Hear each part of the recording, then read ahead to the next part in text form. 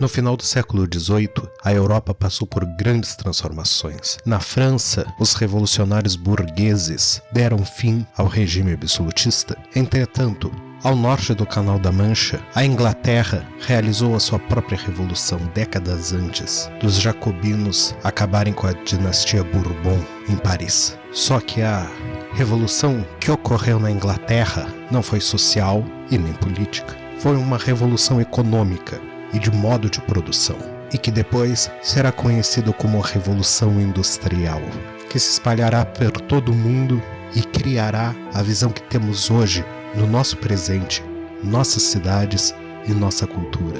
Antes de continuarmos o vídeo, peço que deixem o seu like, se inscrevam no canal e ativem o sininho para mais vídeos. A colaboração de vocês é muito importante para mim e vamos juntos para mais um vídeo. Millennium Audio agradece.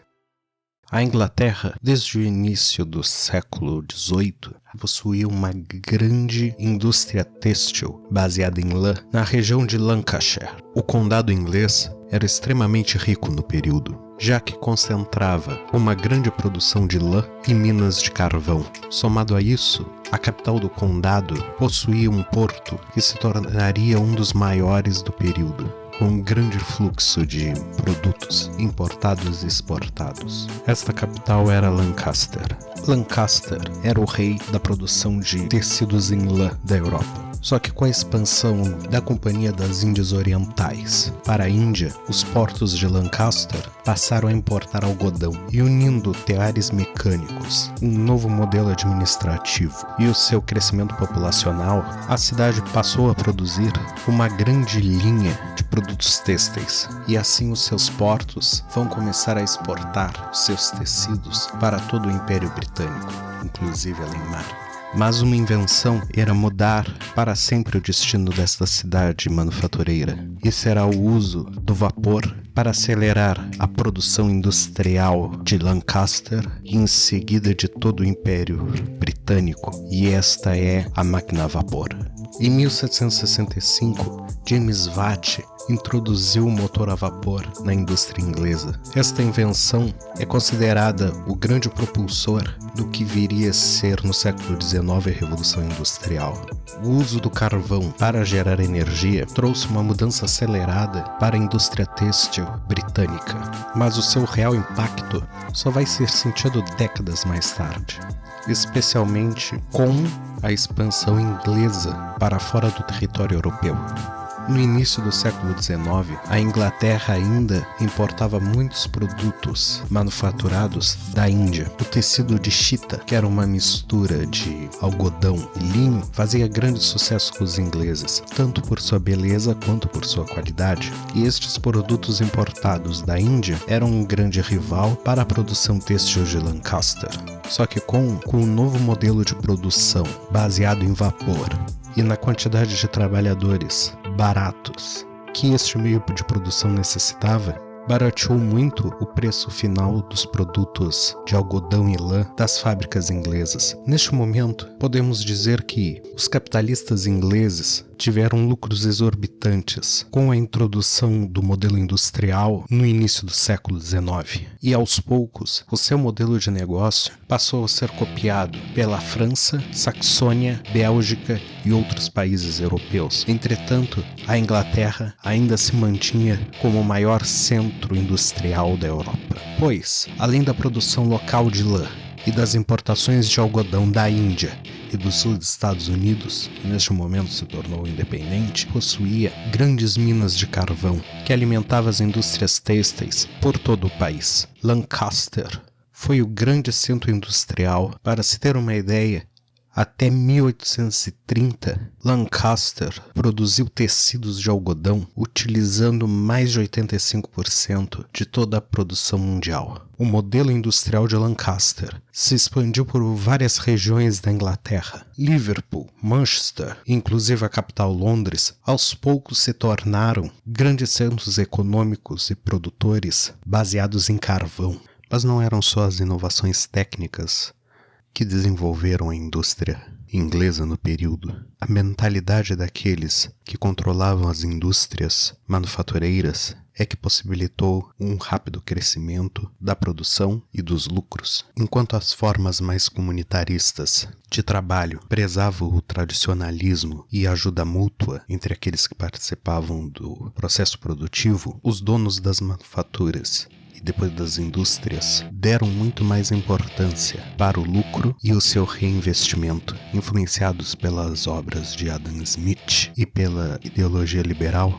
Os primeiros capitalistas se preocupavam muito mais com a acumulação do capital e sua expansão do que as elites mais antigas, ligadas principalmente à agricultura ou títulos nobiliárquicos. Então, eles buscavam ao máximo a diminuição nos gastos e incentivou uma hierarquia dentro do modelo produtivo que buscasse a eficiência, independente dos danos que poderiam causar aqueles que estivessem empregados em suas fábricas.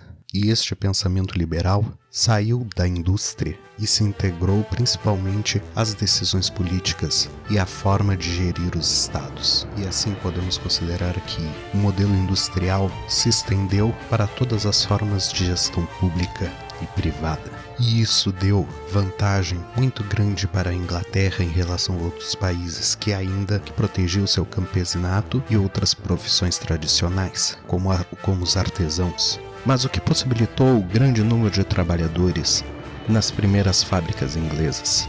Bem, foi o grande êxodo rural que ocorreu no período, em razão das mudanças nas leis que regiam a posse de terras na Inglaterra.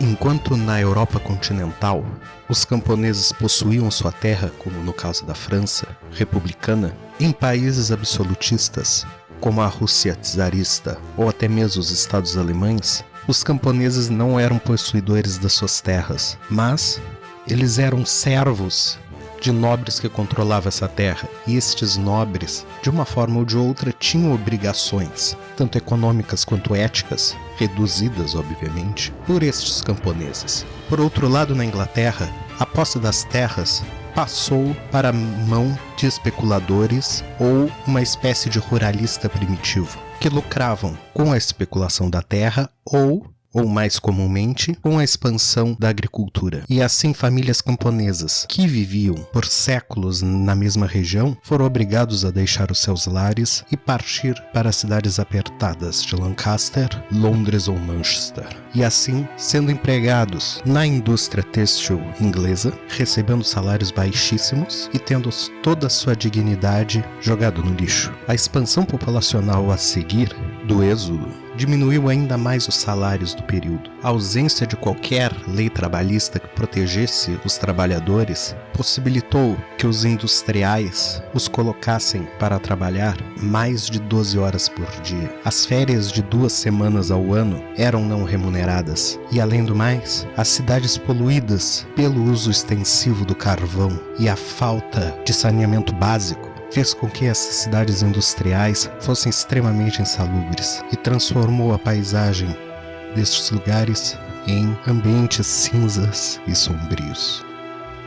Mas neste momento ainda haviam muitos locais verdes na Grã-Bretanha, pois as cidades industriais se ligavam essencialmente pelo mar, sendo muito mais fácil e rápido uma viagem de Londres para Lisboa do que uma viagem de 30 quilômetros para o interior, pois as estradas ainda eram de terra e a condução era feita por carruagens puxadas a cavalo.